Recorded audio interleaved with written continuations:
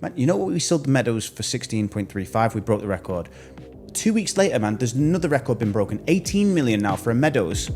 You so you've invested somewhere around 5 million and you have an opportunity to make around 3 to 4 million on a conservative level. Where in the world can you make that kind of money? It's insane, yeah.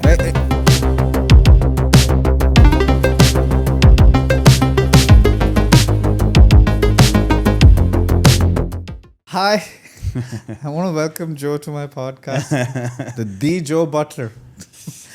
Joe and Zoe. Joe and Zoe. We return. Episode 2. Episode 2. Mm-hmm. Joe and Zoe. Yeah. If you guys need any market updates, anything you want us to discuss about any project, raw, unbiased, unfiltered, please do leave it in the comments. This is what we love doing. There's so much of bullshit in the market. We'd like to separate We're the here bullshit. just to clear that bullshit. Clear the bullshit, you know? Yeah. Like, it's too much of stuff. So today I wanted to talk to you about the top villa communities. What do you think of which? Because see, a lot of families are moving to Dubai, all right? Mm-hmm. And there's so many products in the market. I think houses are one of my favorite topics to cover.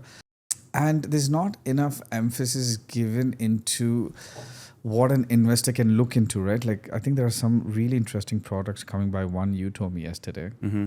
That was really cool. I don't know about the H&H thing. Yeah. Big. I mean, that's big. That's going to be big. Can we talk about it? I mean, listen. Yeah, we can discuss it. Yeah, for sure. I don't know. I can't give anyone information because we don't have any, information. But we know it's coming. Yeah. I've always said there are two epicenters to Dubai. It says downtown and this Dubai Marina. So near downtown, there is H&H coming up near District 11. Yes, with in the Maidan district. Yeah, in the Maidan district at a very interesting price point. You can give a ballpark figure, right? Will they sue us? Yeah, I believe the prices are going to be around 5 to 7 million. That's so entry good. point. That's such a good entry point. And I don't know if whoever doesn't know H&H, they are living under a rock. Yeah, I mean, they're either living under a rock. If they're not living under a rock, then... Or they've been seeing too much of the Danube and Damac ads. You know? Yeah. Which is probably likely because H&H don't really run ads. They don't run ads. No, they're a bit low-key. So, see, one good indicator, if a developer is running too many ads, too desperate to sell the ones, you should be focusing on the ones who don't run ads. And that's when you need consultants like us, I guess. When you see an ad with a big 1%, and it's like payment plan for 10 years. Yeah, 1% payment plan for 47 years, and you're like, it's just like, get out now. But yeah, no, it's true. Somebody says, so massive discounts. Yeah, massive discounts, you know, for, it just goes on. But okay, that was interesting. That was really good. And then Bingatti is, see, I've never spoken, I think this is my first video speaking about Bingatti. I've never spoken of Bingatti, even though they came up with all these big products. But I've heard that they're spending 6.9 billion in the Maidan area and coming up with this townhouse and villa community. That could be quite. What are your thoughts about that, Bingatti? Any thoughts? Listen, I mean, when I first entered the real estate market, Bingatti, I mean, 4 years ago, Bingatti were definitely, they were obviously, very much present in the market, but to the scale of what they've done and how they've delivered it now. Because when I first moved here and I was living in JVC and I was looking at different places to live, I did visit a few Bingatti products and they were just like very dismal and the quality wasn't there.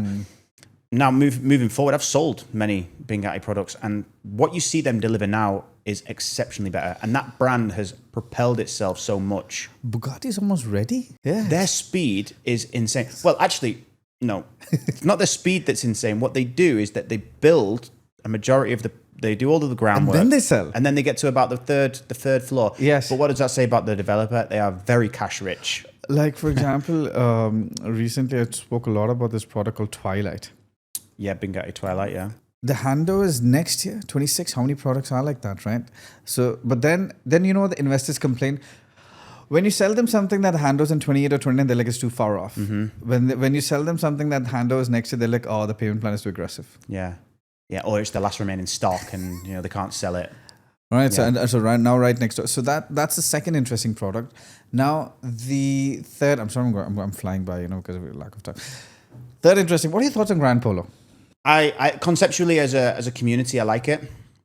I think one thing that stood out for me was, again, I love communities where they emphasize just on having standalone villas because in most of these communities, the older communities, it's always a combination of townhouses and standalone villas. But Grand Polo really emphasized on that. if we compared like Grand Polo to Oasis, I mean, I love the Oasis project. I love the Oasis. I think, you know, as a concept, Oasis has a lot more to offer, you know, as a community. But Grand Polo, it definitely suits a certain type of audience. It has this equestrian theme. I don't know how to think about it. Like, see, I know everyone loves horses, but wouldn't there be some people who don't love horses? I mean, so Yeah, it's true. do you It's love true. horses? Well, I've been watching a lot of. You heard of Yellowstone? It's Yeah, I've been watching. Yeah. I Yeah. did. It's not so bad. It's like so now, you know, I want to get a horse. Yeah, so I want to. So probably Grand Polo. Yeah, so I'm from Dubai Hills to Grand Polo. Yeah, straight away. Yeah. No, I mean, do I love horses? I mean, the answer in short is I don't really have much experience like With around them, horses. with them. My girlfriend does, and she's trying to convince me to go riding. Okay. But yeah, I mean, at the end of the day, we know in Mar Deliver there is a previous polo club in Habtor. I went there a few weeks ago. But it didn't perform that well. No, and it's not like you go there. It's not wow. It isn't. No, I was it's not. I like it, but yeah, it's just, Yeah, and you know, it's only a certain like lot of houses that are on the polo club, right? So, you know, I don't think the price point was too bad, but it didn't stand out to me in a sense that I was like, I'm going to jump at that opportunity. See, it was like around 6 million for a 4-bed, right? So that's quite steep. It's not cheap. It's not exactly. So it doesn't hit the polo mark. It doesn't hit the Oasis mark, and then it's somewhere in between. So recently I've been getting into a lot of horses because at the Dubai World Cup I was introduced to these horse owners and big from US and Japan investors who are big into horses. It's a big business in itself. So they loved the concept of having an equestrian themed villa community, but then there's some others who. So I'm very mixed about. The segment, what you're getting at is basically the segment of the market is quite small for that kind of property, right? Yes. So I think in that community, it's more important than ever if you are targeting it to say resell it to somebody who likes horses. Okay, then you need to be as close or somewhat on the equestrian polo. You know, you need to be having a property that's situated in the best location for someone who really loves horses to benefit from very it. niche product. I think that's a fair assumption, right? Now, one product which I think hasn't been spoken about enough and I really like. Okay. So there's a product called Athlon. By Aldar. I have a feeling that this has the potential to be like another Tilal. I think Aldar, in terms of quality of construction, they haven't done enough marketing, I guess. Yeah. You know, maybe they did a lot of marketing for Abu Dhabi and Dubai because I think Athlon is an opportunity where if you study the Masterplan, I mean, you have these premium standalone villas around the 10 million mark. Yeah, I saw them. They're beautiful. They're beautiful, right? The facade is beautiful. And I think, you know, like, really starting to learn this after living in a master community as well. Like, if you live in an apartment, you know, you really want to get a nice pool and a nice gym. And eventually you don't go to the pool and you hardly go to the gym. But within the communities, if there's cycle tracks, you know, there's a treehouse clubhouse, you know, in the Did you see that? Yeah, I saw it. You would love it. Yeah, like a little space to work, you know, places, a very active community, very green community. Yes. That, for me, I'm so excited to see all these come to life. You should have studied Athlon. You must have studied Athlon the most. I mean, you love sports. Yeah, I mean, I was pushing Athlon, you know, because I mean, we were about to sell a townhouse, but the EOI didn't go through. I mean, this was when it just launched, you know. Right. So it made a lot of sense. Now, so you know the plot of Athlon, right? Right next to Athlon, there's a plot. I don't know if I should say this again, but then there's a developer who I really like a lot. Let's say they're behind Maritime City. Okay, yeah. Okay. So I love Maritime City. I love the yeah. projects that they've come up with, and they're coming up for the first time with the townhouse and villa community. I think that location, these two. So I think these two communities are something that again investors should definitely look forward towards. Athlon by Aldar. Brand name really matters, Aldar. And then this particular developer, I think they've performed really well. When we look at all of these townhouse and villa launches, you know, I think one of the biggest standout things that people need to understand is that master communities do matter so much. They do. If we look at District 11, there are some fantastic actual houses, the floor plans, you know, the space and stuff like that. But the actual communities, they don't really exist so much, you know, because they're little pockets of communities within it. Do you know what I mean? So like in, now don't get me wrong, I still think there are some great opportunities over there. There's some great payment plans and there's some great villas. And that's perfect for the type of person that would want to live over there. But for someone who really wants to benefit from a master community, buying from like a developer like Aldar, or buying from, Imar, or buying from Miras, you're not just buying the property, you're buying the location. Why do you think so many people are paying money for our upgraded villas in Meadows? Man, you know what? We sold the Meadows for 16.35. We broke the record. 2 weeks later, man, there's another record been broken. 18 million now for a Meadows. And recently, for the same type, almost same type. In Arabian Ranches 1 as Yeah. well, the ones that you sold, recently people are buying aggressively just to refurbish, right? Yeah, we bought 2. So we've got Al Reem, which is the townhouse community, which we're starting Right. construction on in about a month. And then we've got Sahil, which is a standalone villa. And we're going to be starting construction on that at the end of August. See, now why I love discussing townhouses, villas, villa communities with Joe is that Joe, again, is somebody who has successfully bought villas from... See, because I think 90% of the consultants who talk about villas have no idea. When they say that, okay, this villa has the potential to reach this price, they probably are guessing, they're assuming. Joe is somebody who's actually picked up villas on secondary market, upgraded and sold them. So, see, you've sold a 3-bed in the Emirates Hills section at 16.5 million, and in Meadows you sold 16 point. That was a 4-bed. 4-bed, yeah. So you've actually done that. So then, now if I tell you I have this Athlon 4-bed independent standalone villa, it has, so now the premium villas in Athlon have their own landscaping, their own parks and garden and pool areas, which the other people do not have access to. Mm-hmm. So a community like that, and the built up is around 6,000 square foot. For 10 mil. For 10 mil. We sold do you know how big Meadows was? How much? 3,800. So if you buy this at 10 million, potentially, like off the back of your head, like how much do you think an Aldar villa premium, how much do you think it can sell for? One thing that people need to look at here is when people are buying these villas, like what we sell for massive premiums, people forget there's so many people that don't want to buy off plan. They want ready properties, Correct. right? So they're going to pay these huge premiums. So if a villa is done well, like you say, in the Aldar project, and they've really pulled it off, and it's going to be an amazing location. You've seen the facade. Yeah, I've seen the facade. You've seen It's the beautiful. facade. There's nothing. You love the concept, Yeah. Athlon. You love the concept of Athlon. Mm-hmm. It'll have its own school, its own mall. You've seen the parks. You've seen the jogging tracks. You've seen the pool. You've seen everything. Yeah. So let me give you. So what I like to do, I like to give three conservative estimates: low, medium, and high. I do that with all our renovation projects. Okay. And I would say on the lowest scale, I think 13.5 would be quite conservatively low. I think if we look at where it could realistically go, between 14 and 15 in the mid, and then on the higher end, between 16 and 17 million, I think could be quite fair. And that's 17 to 18 would be pushing it, in my opinion, a little bit. Okay. But again, if this community, but this is when it hands over. Once it starts maturing, Right. there's no reason why they won't creep up to them numbers. Now, as one, I love that. Okay, the low, a medium, and a high. Okay, I love that. But if you consider the fact that Aldar is on a 50-50 or 60-40 payment plan, you've invested somewhere around 5 million, let's say 5 to 6 million, and you have an opportunity to make around 3 to 4 million on a conservative level. Where in the world can you make that kind of money? It's insane, yeah. Nowhere in the world you can make that kind of money. Invest 5 and make 3, or you know what I mean, or make 4. You know, so you're almost getting 100% ROI, right? Recently had this buyer, and it's a very funny experience.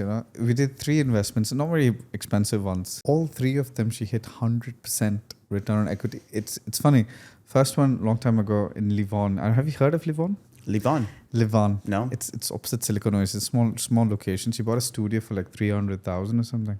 Now she's being offered 800,000 on that. It's rented at 49,000. She's making 21%. Then she bought in Select in Peninsula. Was she one of the early buyers? Early buyers. Oh, lucky lady. Early buyers. Yeah, early. Over 100%. Yeah, of course. Third, she bought, so through with me in Furjan, there was this building called Avenue 5. Yeah, I know that one. So she bought a 1-bed. We got one of the smaller 1-beds. It was a smaller 1-bed. It's around 800 square foot. 869,000 dirhams we bought it for. She's being offered 1.2 million. Now, 2 weeks, we're getting 2 weeks towards snagging. She got offer 100,000 dirhams in one check to just rent the place. I didn't know Furjan had that kind of a market. Yeah. 100,000 one check. Someone in Furjan just dropping 100K like that. $25,000 in one hit. Boom. No. That doesn't happen, man. And so she is some advisor to the UK. She came from UK basically. Great. So she advises the government. She has some government job over there. Now she's considering moving to Dubai because she's trying to build this little portfolio, right? She's done a pretty good job so far. She's like, Zohaib, I'm shocked. There's no one in the world, because she's someone who invests into ETFs, a bit into crypto. She believes in stocks a lot. So she constantly invests into stocks. But she's like, the kind of returns that you can potentially make in Dubai. I know these are rare case scenarios, but if you have the right consultant. Yeah, if you have the right consultant, just recognizing opportunities at the right time, like you just said, then right. You can't look at the price point of Aldar and say, oh, 10 million for a villa. You know, you look at what you're putting in over the next 3 years. You're putting in 50%. Yes. Okay, of that value. And you're not putting down 50% today. You're putting 50% down over. In the span of 3 years. Yeah, in the span of 3 years. So in 3 years, just before it's about to hand over, and you get an offer, which, by the way, if you do buy a property at this in Dubai, you know, you will start getting calls when it's about to hand over. It's like we sold Harmony into Tilal and Elysian Mansion, and both of the clients have both bought in. Harmony we sold from the developer, put my number on the data list, so I'm getting absolutely spammed. You know, the client would have made about 3.5 mil right now, and then the Elysian Mansion. How much did you buy it for, the Harmony one? Yeah, so bought it in the resale market, because what happened was we called up sellers, and we did the old cold calling thing, and we found a unit, and it was, I think we paid 6.5. Okay. And at the time, that was the most expensive 4-bed Harmony with the garden suite that was available. And, you know, the client was like, I'm paying a lot here. Obviously, like a year and a half down the line, that already exceeds, I think, like 8 million, 9 million now. 9 million now it exceeds, yeah. Okay. So it goes to show that, you know, even buying in the resale market, this person was an end user, they paid top premium, and then 2 years later, they're now getting offered 9. So they're already making a huge profit. And the same with the Elysian Mansion, you know, you bought it at, I think, 19. And now we're getting offers around 24, 25. It's crazy. And we bought it at 19 in the resale market. So we already paid a premium off the person who bought it originally. But the handover's not now, right? Not the Elysian. The Harmonies, yes. But the Elysian Mansion, when's the handover? End of this year and next year. And you're already getting offers at 24. That means potentially towards handover, it'll increase further. Yeah, I mean, people are estimating that it's going to hit 25 to 27.